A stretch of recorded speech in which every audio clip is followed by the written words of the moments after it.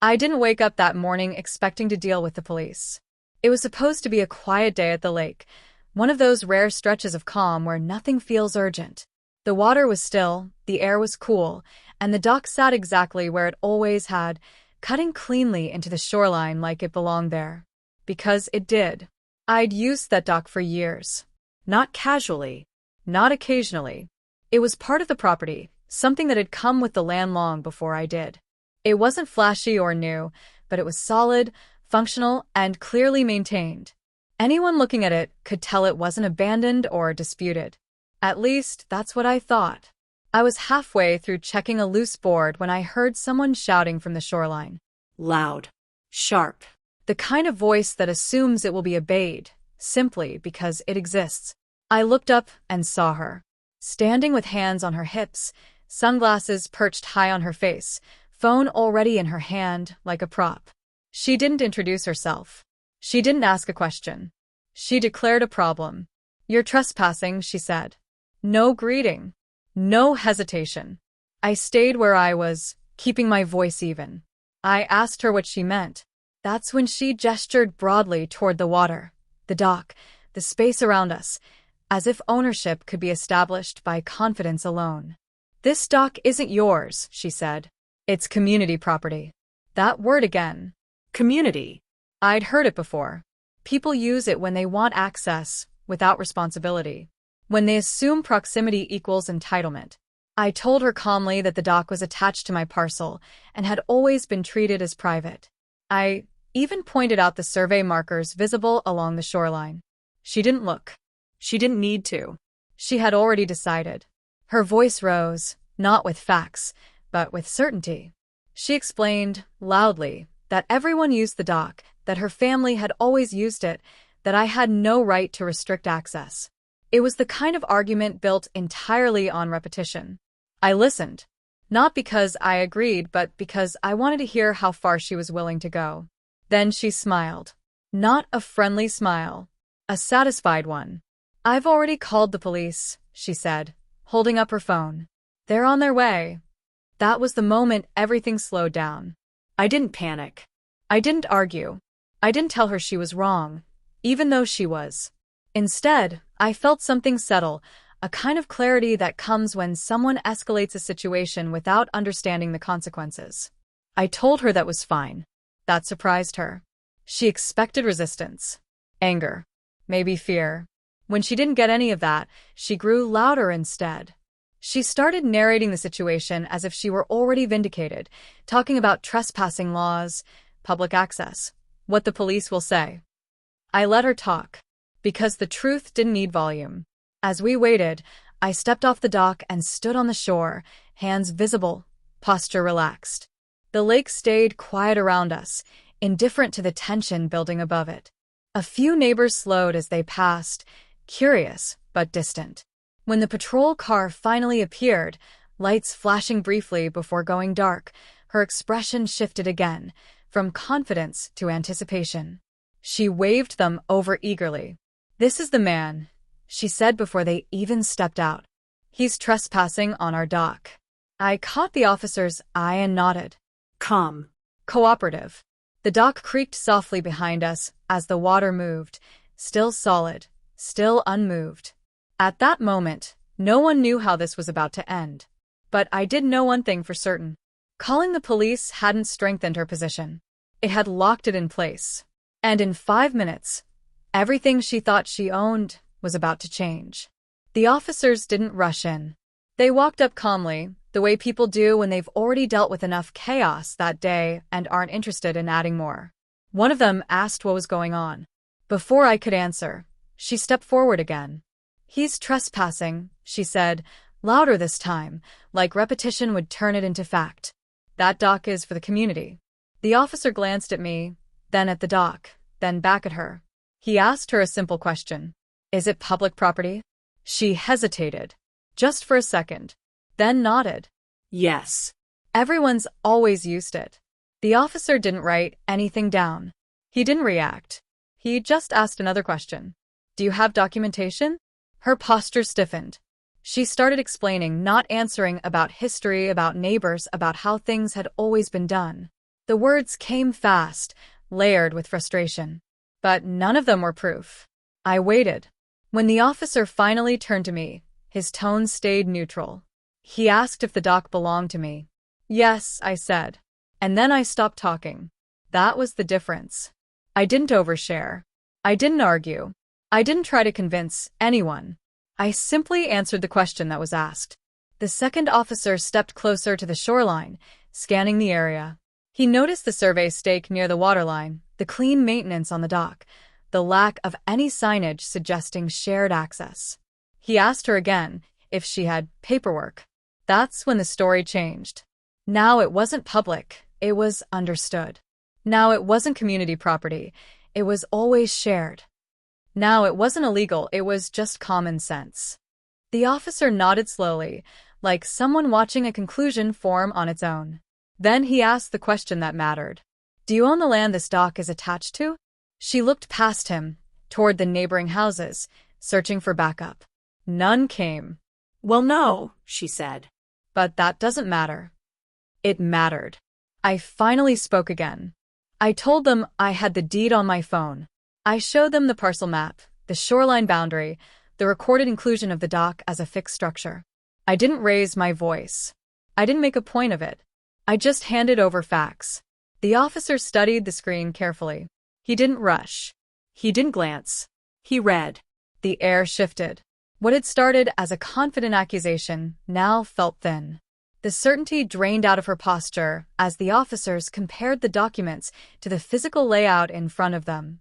One of them walked the edge of the shoreline, pacing slowly, aligning the dock with the boundary markers. When he came back, he didn't look at her. He looked at me. This dock appears to be part of your property, he said. She cut in immediately.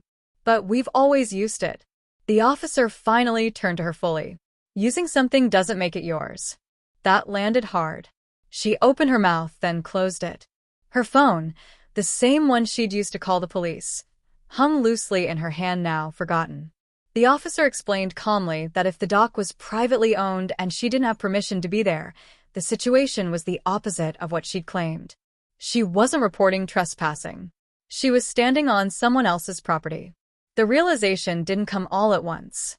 It crept in slowly, like water rising where you didn't expect it. Her voice dropped. The confidence cracked. She tried to pivot, said she'd been misinformed, that she was just checking. The officers weren't interested in motives, only facts. And the facts were no longer on her side. The dock hadn't changed. The ownership hadn't changed. But the direction of the situation had. And it was about to move very quickly. The moment didn't explode. It folded in on itself. One of the officers stepped slightly away from her and closer to me, shifting the invisible line of authority without saying a word. He asked me a question that made the outcome unavoidable. Do you want her removed from your property? I didn't answer immediately. Not because I was unsure, but because I understood what that question meant. This wasn't about winning an argument anymore. This was about deciding how far the situation would go. She heard the question too. Her head snapped toward me, eyes wide, the color draining from her face. Just minutes earlier, she'd been pointing, accusing, narrating my guilt like it was already settled. Now she was quiet, very quiet. I looked at the dock, at the water, at the calm that had been there long before any of this started. No, I said. I just want this cleared up. That was enough. The officer nodded and turned back to her. His tone didn't change, but the content did. This dock is private property, he said. You don't have permission to be here. She tried one last time to regain footing. This is ridiculous, she said. Everyone knows this is shared. The officer shook his head. Shared use doesn't override recorded ownership. Then he explained what calling the police had actually done. By making a formal complaint, she'd created a documented incident. By accusing me of trespassing, she'd invited verification. And verification doesn't care about assumptions. The second officer pulled out a small notepad and asked for her identification. That's when it finally hit her. Her shoulders slumped. The certainty she'd worn like armor minutes earlier collapsed into confusion. She looked around, searching for someone, anyone, to support her version of events. No one stepped forward. The officer explained her options clearly and calmly. She could leave the property immediately and avoid further issues. Or she could continue arguing and risk a trespassing citation herself. The choice wasn't dramatic. It was obvious. She stepped back from the dock, her shoes scraping against the wood as she moved toward the shoreline. Each step looked heavier than the last. She didn't look at me. Before she left, she tried to save face. "This should have been marked," she muttered. "How was I supposed to know?" The officer answered without hesitation. "Private property doesn't require permission signs to be private." That ended it. She walked away quickly. Foam clutched tightly now, her earlier confidence replaced with something closer to embarrassment. The water lapped gently against the dock, indifferent to the drama that had just passed over it. The officers stayed a moment longer. One of them asked if I wanted to file anything formally. I declined. I already had what I needed: clarity, confirmation, and a record. As they prepared to leave, the first officer paused. "You might want to look into officially recording the dock structure with the county, if it isn't already," he said, "just to avoid this happening again." That suggestion mattered more than he probably realized, because it turned the entire encounter into something more than a confrontation. It turned it into an opportunity. I thanked them, and they left without lights or sirens. The situation resolved as quietly as it had escalated. Standing alone on the dock again, I looked down at the water and thought about how fast assumptions fall apart when exposed to facts. She hadn't lost because she was loud. She'd lost because she was wrong. And in the span of 5 minutes, the dock hadn't just been defended. It had been redefined. Not by emotion, not by argument, but by the simple act of verifying the truth. The lake went quiet again after they left. Not the peaceful kind of quiet, the thoughtful kind. The kind that settles in when something significant has shifted and you're suddenly aware of the space it created. I didn't stay on the dock much longer that day. Not because I felt unsettled, but because I knew what came next required action, not reflection. The officers had confirmed what I already believed, but belief isn't enough when assumptions have already caused conflict. Clarity needs paperwork. That afternoon, I pulled every document I had related to the property. Deeds. Surveys. Shoreline plats. Old inspection photos. I spread them out across the dining table, lining them up not to prove a point, but to see the full picture. That's when I noticed the gap. The land was clearly recorded. The shoreline boundary was clear. But the dock itself, while referenced historically, hadn't been formally listed as a separate fixed structure in the county records. It was implied, but not emphasized. Implied ownership invites confusion. Recorded ownership ends it. The next morning, I called the county assessor's office. I explained the situation plainly. No accusations. No drama. Just facts. The clerk pulled the file while I stayed on the line, listening to the soft tapping of keys. She confirmed it. The dock existed in the records, but only as an attachment, not as a defined improvement.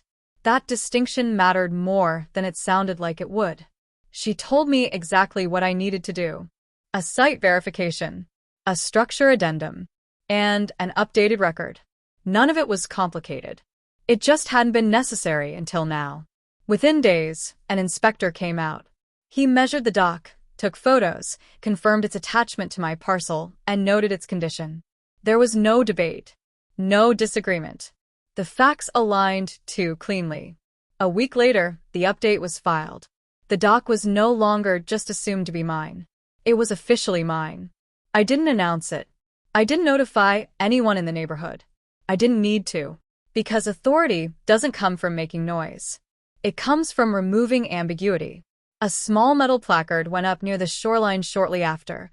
Not aggressive, not confrontational, just factual. Private dock. No unauthorized use. That was it. No one challenged it. The neighbors who had always assumed access quietly stopped coming. Conversations shifted. The dock became something people referenced in the past tense, something that used to be shared. I didn't correct them. Ownership doesn't require explanation.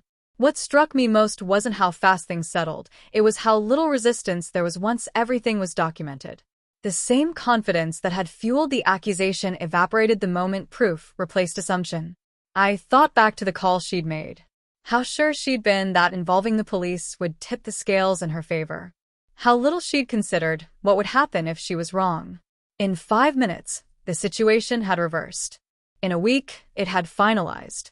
And now, standing on the dock again with nothing but water and sky in front of me, I felt something deeper than relief.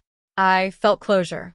Not because I'd won anything, but because the truth had been recorded in a way that didn't depend on memory, opinion, or volume.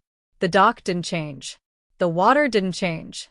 But the story attached to both of them did. And it was finally finished. The dock feels different now. Not because the wood has changed or the water moves any other way, but because certainty has replaced assumption. What once relied on memory and habit now rests on something solid, recorded, verified, and unchallenged. I still go out there in the mornings sometimes. The lake is calm. The air carries the same quiet it always has. But the tension that once hovered around the shoreline is gone. No voices. No side glances. No sense that someone might show up claiming a right they never had. The dock is simply what it always was. Mine. What stays with me most from that day isn't the confrontation, or even the police presence. It's how quickly confidence collapses when it's built on nothing more than belief. She wasn't malicious. She wasn't plotting. She was certain, and certainty, without proof, is fragile. That's the part people don't realize. Authority doesn't come from how long something has been done. It doesn't come from how many people repeat the same story. It comes from what can be shown, verified, and recorded. The police didn't take sides. They didn't get emotional. They didn't care who was louder or more convinced. They followed the line that facts drew for them, and when that line became clear, everything else fell away. In 5 minutes, the story flipped. Not because I argued better. Not because I threatened anyone. But because I waited for the truth to be checked. I think about how many similar situations end differently, how often people give in just to avoid discomfort. How many times access becomes shared simply because no one wants to be the person who says no. I almost became that person. If I'd backed down, if I'd let her intimidate me, if I'd accepted the idea that using something long enough turns it into yours. But ownership doesn't work that way. Neither does fairness. The experience taught me something simple and permanent. Boundaries only matter when they're enforced. Quietly. Clearly. Without apology. I didn't need to escalate. I didn't need to prove a point. I just needed to let the process do what it was designed to do. The dock remains. Not as a symbol of conflict, but as a reminder. A reminder that confidence should always be backed by facts. That assumptions dissolve under scrutiny. And that sometimes the fastest way to lose something is to call attention to it without knowing the truth. She called the police expecting control. She left without it. And 5 minutes later, what had always been mine became undeniable. Not just to me, but to everyone else. Some victories aren't loud. They're permanent. And standing there now, with the water stretching out in front of me, that's more than enough.